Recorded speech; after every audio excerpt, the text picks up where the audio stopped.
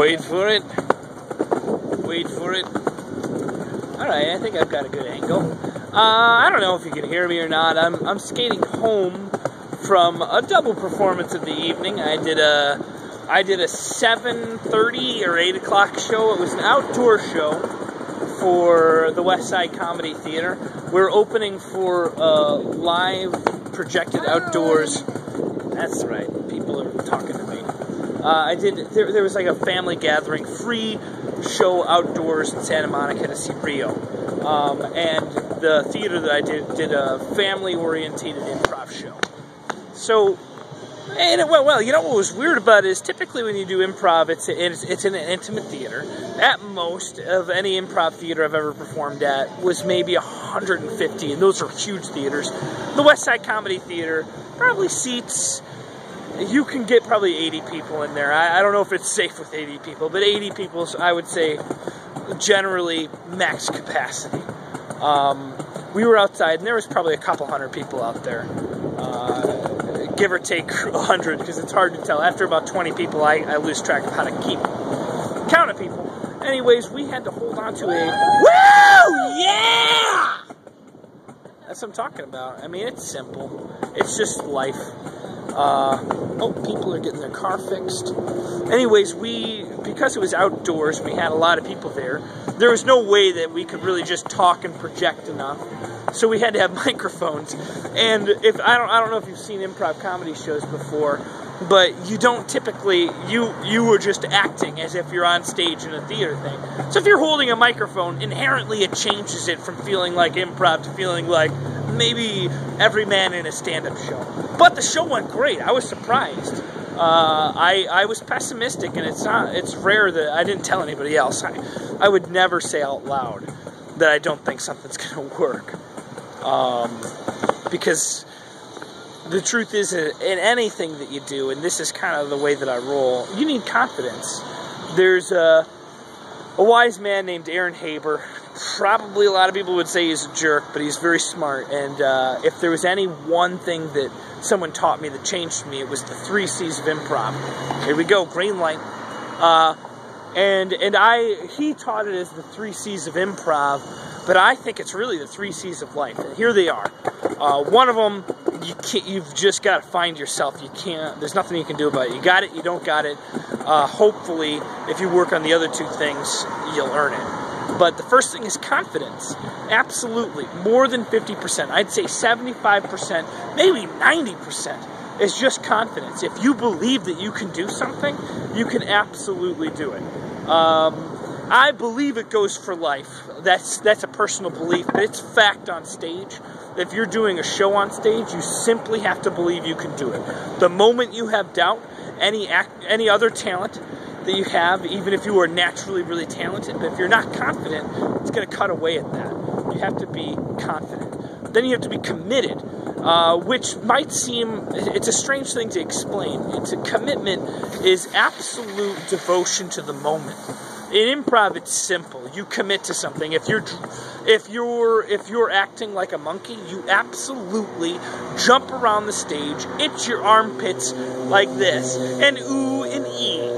That's commitment. And if somebody, the thing that would be a lack of commitment is that everybody's jumping on stage as a monkey, and they say to themselves, all of a sudden they're inside the show, and one of the monkeys stands up and he's like, all right, that was a pretty good try at being a monkey, but all right, actors, now we got, that's breaking it.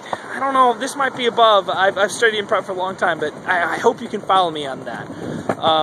If you're in a scene and you basically give up, it's a symptom of losing confidence. If you don't have confidence in being the monkey jumping on stage and you give up and pretend like, okay, I can't be a monkey anymore, so instead I'm going to be an actor that was playing a monkey, you've already proven you don't have the confidence to stick with it, and you are no longer committed to the reality.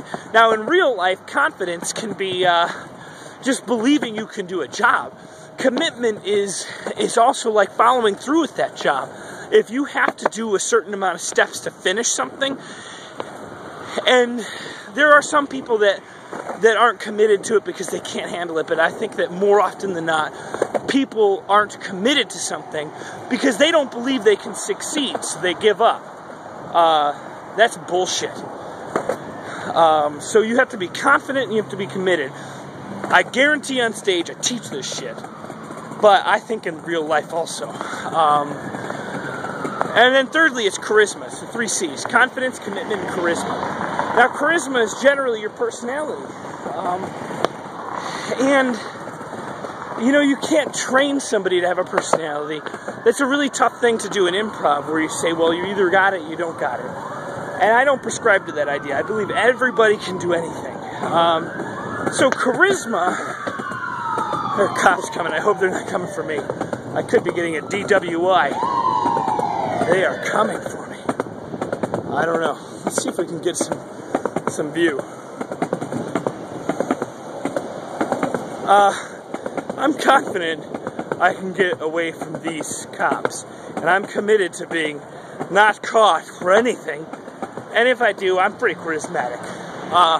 So anyway, here we are at charisma.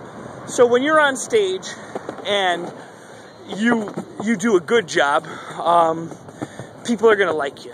And if you succeed, they're going to enjoy you. But if you fail at something, you cannot lose confidence. You cannot become less committed. If the monkey isn't working while you're jumping around on stage, you double down and you start to throw your own feces if you want to be more of a monkey. Does that make sense? So if you do that and you still fail, what you rely on is charisma. Sometimes people want to see you fail because they see that you can handle it. You are not going to lose confidence and you are not going to give up.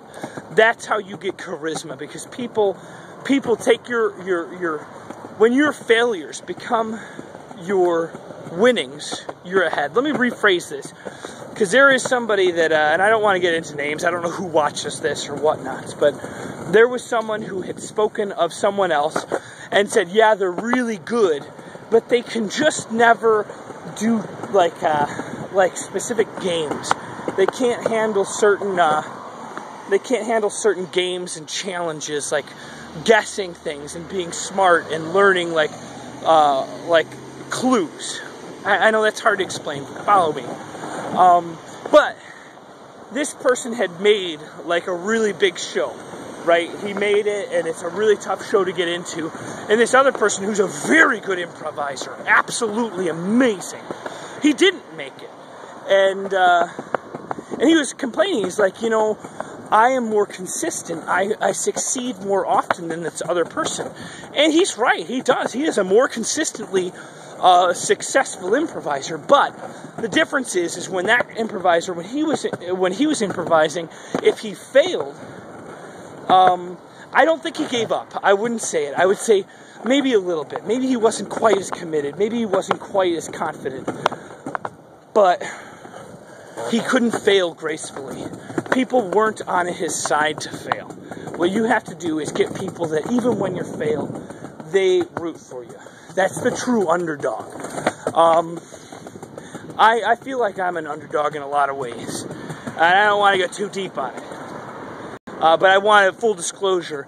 I believe in the underdog because I feel like I am an underdog. I don't think that's the only way you can succeed. It's just the only way that I've lived. So, I don't know how we got to this tonight. But that's pretty much, I said my piece. That's exactly the way I feel. Wow.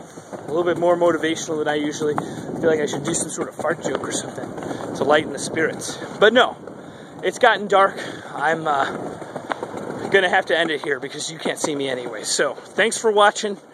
Don't forget, if you could do me a favor, let me get some light for this. Let me get some light for this. If you haven't yet, and I'm sure you have because you're watching this, but if you haven't subscribed, subscribe. Comments, I appreciate comments. I might not respond to all of them, but I read every single one of them. I'm the type of person that reads a comment and then deletes them. You know why? Because while on stage and in person, I have a lot of confidence, commitment, charisma. When it comes to typing and things, I overthink it. But I'm going to try to make a conscious effort starting now to be better at responding. Maybe not every time, but better. All right, bye-bye.